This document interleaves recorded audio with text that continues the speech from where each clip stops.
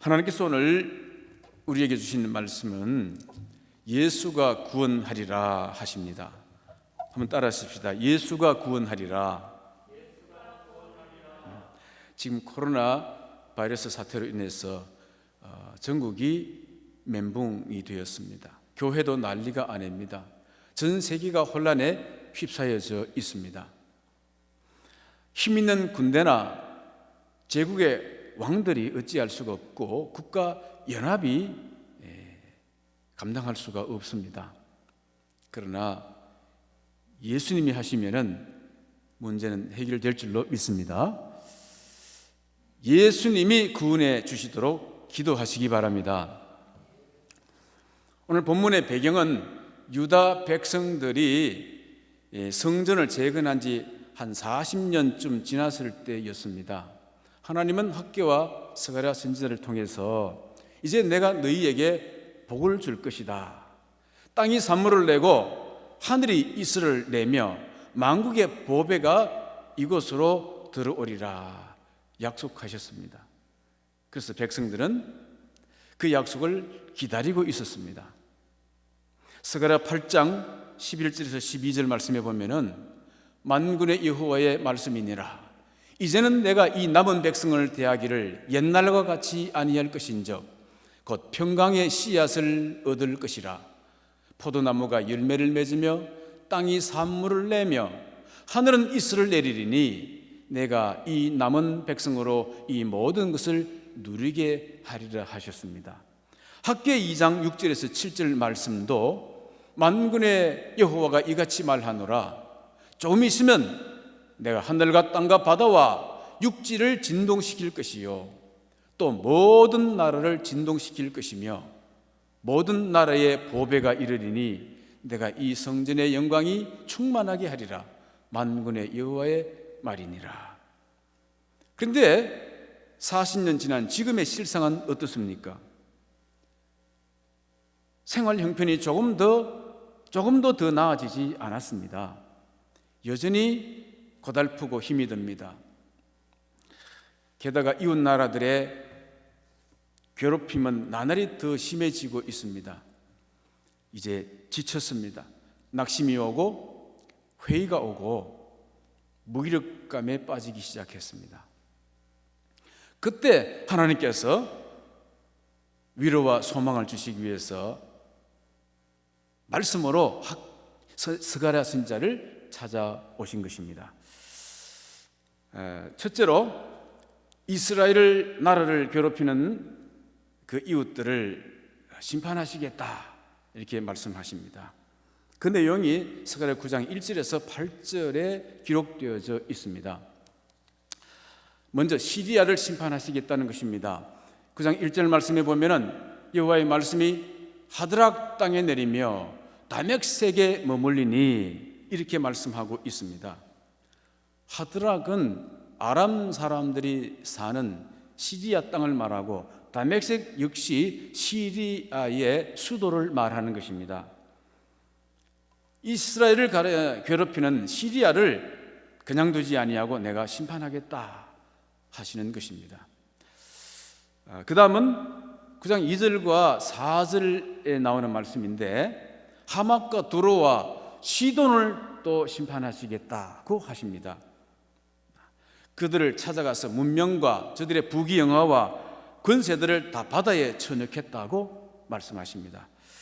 하맛은 이스라엘 최북단 지역인데 때때로 이스라엘 지역에 속하기도 했다가 아람 지역에 속하기도 했다가 하는 것인데 그것은 군대가 주둔하는 지역입니다. 힘이 있는 지역입니다. 그 지역을 심판하시겠고 또 두로와 시돈은 페니키아 족속들로 구성된 나라들입니다. 페니키아 족속은 해상 강국이지요. 그래서 이들은 배를 타고 무역하면서 어마어마한 부를 축적한 나라들입니다. 그리고 사는 영토도 한 곳에 있지 아니하고 육지에 살다가 적들이 침공해 오면은 그다음에는 바다 섬들로 다 숨어버립니다. 그래서 도무지 점령하거나 무너뜨릴 수가 없는 철옹성과 같은 그런 나라들인 것입니다.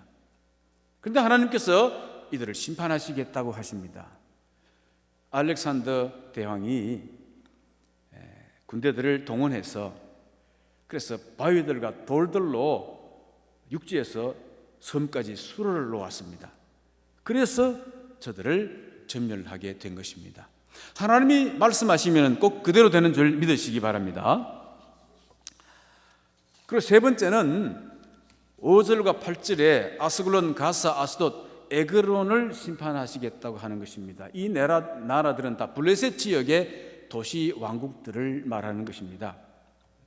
이 블레셋은요, 철연장 기술이 발달되어서 어마어마하게 무기가 강한 군사력을 지니고 있습니다. 항상 이 블레셋이 이스라엘을 괴롭혀 왔습니다. 그런데 언제 이들이 망하게 되었느냐? 다윗 왕이 블레셋 군대들을 완전히 멸망시키고 통일했습니다. 하나님이 심판하시겠다 하면은 심판하시는 것입니다.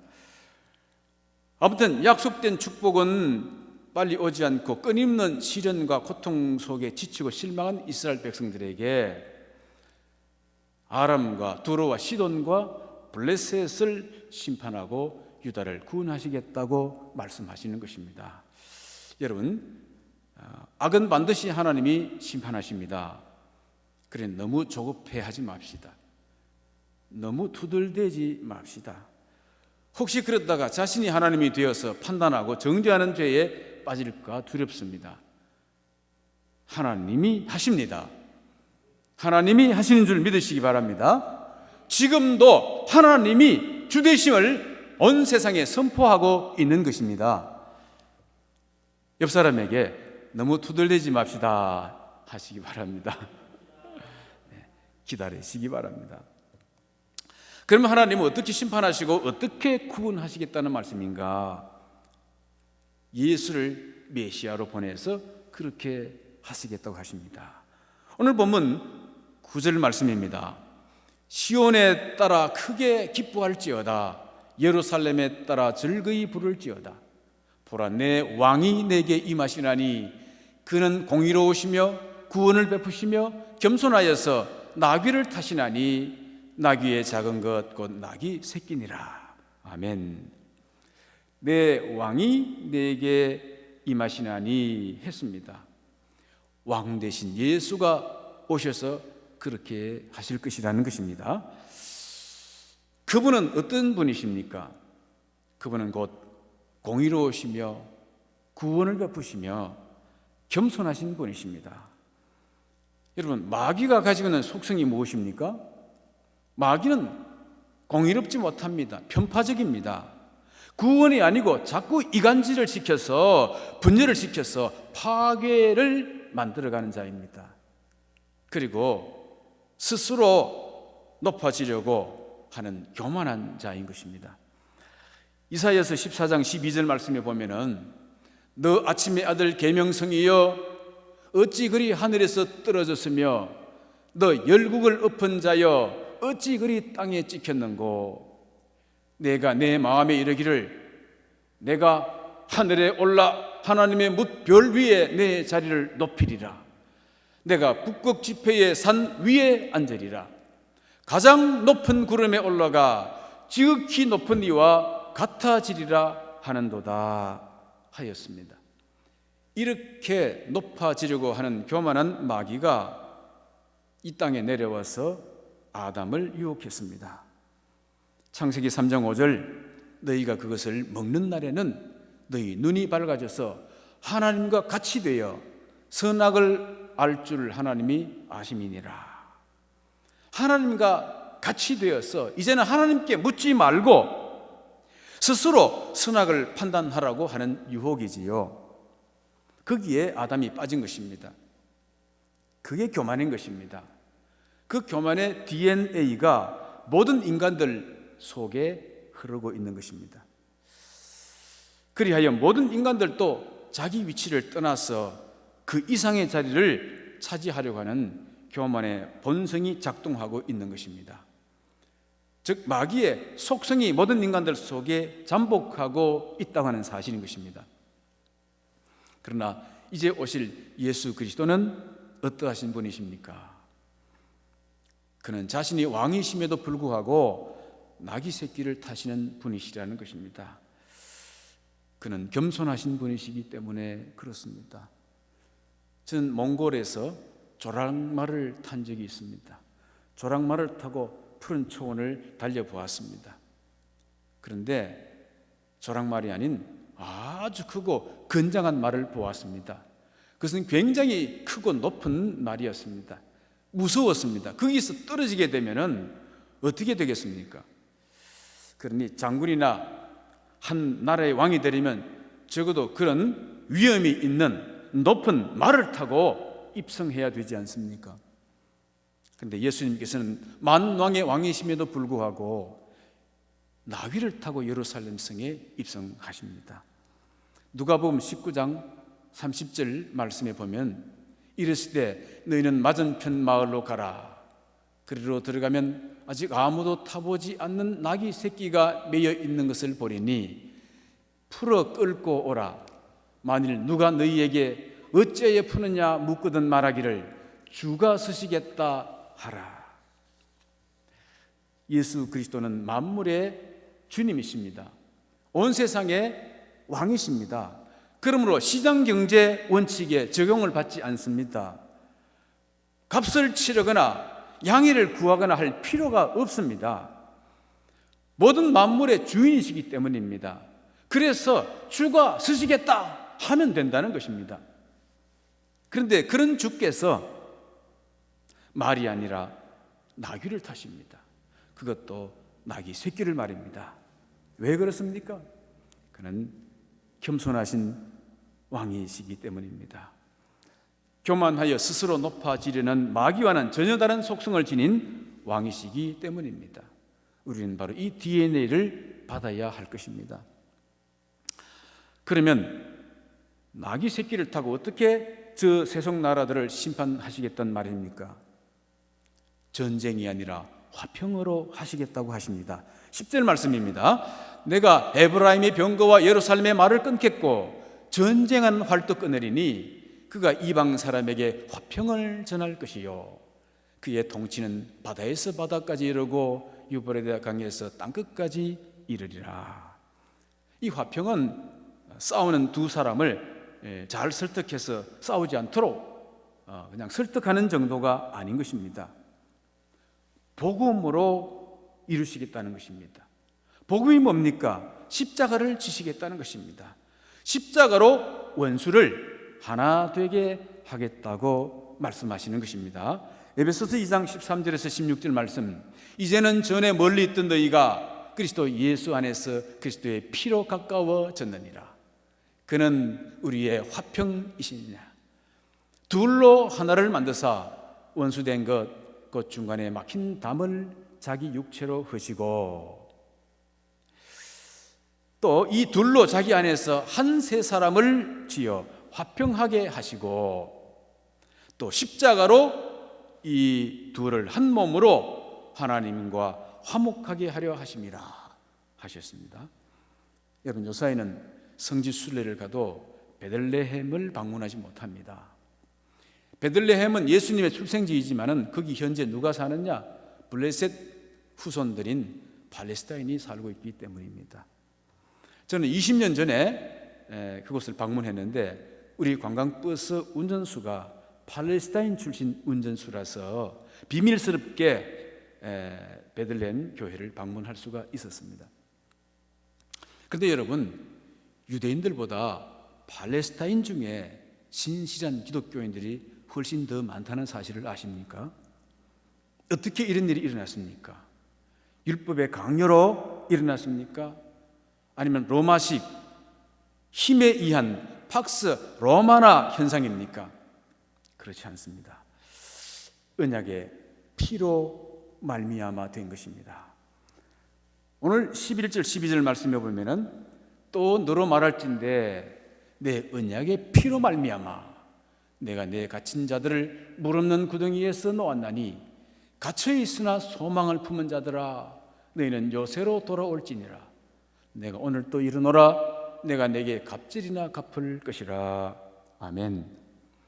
하나님은 영적 세계와 이 세상 나라를 오직 언약으로 통치하십니다. 그러나 사단은 일찍이 그 언약의 질서를 거역하고 하늘에서 영적 전쟁을 일으킵니다. 그리고는 그 전쟁에서 패하자 땅으로 쫓겨옵니다. 요한계시록 12장 7절에서 9절 말씀에 보면 하늘에 전쟁이 있으니 미가엘과 그의 사자들이 용과 더불어 싸울세 용과 그의 사자들도 싸우나 이기지 못하여 다시 하늘에서 그들이 있을 곳을 얻지 못한지라. 큰 용이 내쫓기니 옛뱀 곧 마귀라고도 하고 사단이라고도 하며 온 천하를 꿰는 자라. 그가 땅으로 내쫓기니 그의 사자들도 그와 함께 내쫓기니라. 아멘. 그가 땅에 내려와서 하나님의 선악과 금령 언약을 지키고 있는 아담과 하와에게 접근하여서 그 언약을 깨고 선악으로 세상을 다스리라고 미혹한 것입니다. 하나님이 선악과를 따먹지 말라고 하더냐? 그 명령에 순복하지 말고 항거해라. 너는 너다워야 한다. 너 스스로 선과 악을 판단하는 지식을 쌓고 선행을 통해 건설되는 나라를 세워 네가 왕이 되어라. 그리고 너의 삶을 즐겨라. 카르페 디엠. 죽은 시인의 사회 영화 속에 나오는 자기 해방의 모토이지요. 카르페 디엠.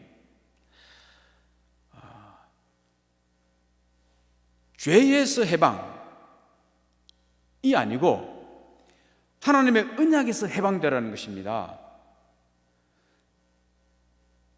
하나님으로부터 독립된 너 자신의 삶을 추구하라고 하는 것이지요. 해방은 좋은 것입니다. 독립도 좋고 자유는 좋은 것입니다. 무엇으로부터의 자유냐가 중요한 것입니다. 우린 죄로부터 죽음으로부터의 해방이 되어야 되는데 사단 마귀는 하나님의 언약으로부터 해방되어 너 독립된 삶을 살아라고 유혹을 하는 것입니다.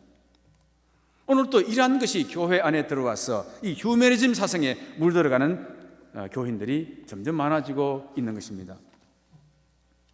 본래 이 세상은 선악으로 다스리는 나라가 아닙니다. 선악과를 따먹지 말라, 먹는 날에는 정령 죽으리라고 하는 하나님의 언약으로 다스려지도록 창조된 나라입니다. 그런데 아담은 그 언약을 어기고 선악과를 따먹음으로 선악이 통치와 판단의 기준이 된 것입니다. 그때부터 인간의 영웅들이 나타나서 이것이 선이다, 저것이 악이다 라는 명분을 내세우면서 세력을 규합하고 전쟁으로 제국들을 세우며 하나님을 대항해서 싸우기 시작한 것입니다. 그들은 자기들이 판단한 선과 악이 중요하지 하나님의 언약은 코에도 치지 않고 있는 것입니다. 그래서 하나님은 이따금 그런 나라들로 재앙으로, 역병으로, 폐망으로 심판하시는 것입니다. 그런데 그 하나님이 또 하나의 언약을 주셨습니다. 그것은 모든 죄를 어린 양의 피로서 속죄하리라, 십자가의 피로서 구원하리라 하는 언약인 것입니다. 예수 그리스도 십자가의 의로서 하나님의 나라를 다시 세우리라고 하시는 것입니다. 놀라운 것은 이렇게 선악이라는 구덩이에 갇혀서 도저히 빠져나올 길이 없었던 자들 중에서 이 십자가의 언약, 피의 언약으로 말미암아 소망을 갖게 된 자들이 있다는 것입니다. 궁극적 구원은 이 땅에서의 양식의 풍부함도 아니고 이방 나라의 괴롭힘에서 자유롭게 해방되는 것도 아닙니다. 죄로 인한 절망으로부터 구원의 소망을 얻는 것입니다. 그것은 오직 하나님의 언약을 통해서만 이루어지는 것입니다. 예수 그리스도께서는 이 최초의 파괴된 언약을 회복시키시기 위하여 겸손으로, 화평으로, 그리고 그 언약의 십자가로 갇혀 있는 자들을 구원하시기 위하여서 이 땅에 오신 것입니다. 할렐루야. 여러분, 오늘 하나님께서 주신 말씀이 무엇이었습니까? 예수가 구원하리라 하셨습니다. 여러분의 현재 처지가 어떠합니까? 공공하십니까? 고통스럽습니까? 옳고 그름이 판단되지 않아서 답답하십니까? 예수가 구원하실 것입니다. 예수가 이 코로나 재앙에서도 구원하실 줄로 믿습니다. 예수님의 겸손 안에 들어가시기 바랍니다. 예수님이 이루신 화평을 받아들이시기 바랍니다. 은장의 피, 예수의 십자가 피를 바라보며 소망을 품고 빛난 천국을 향하여서 한 걸음 한 걸음 걸어가는 성도들이 되시기를 주님의 이름으로 축원합니다.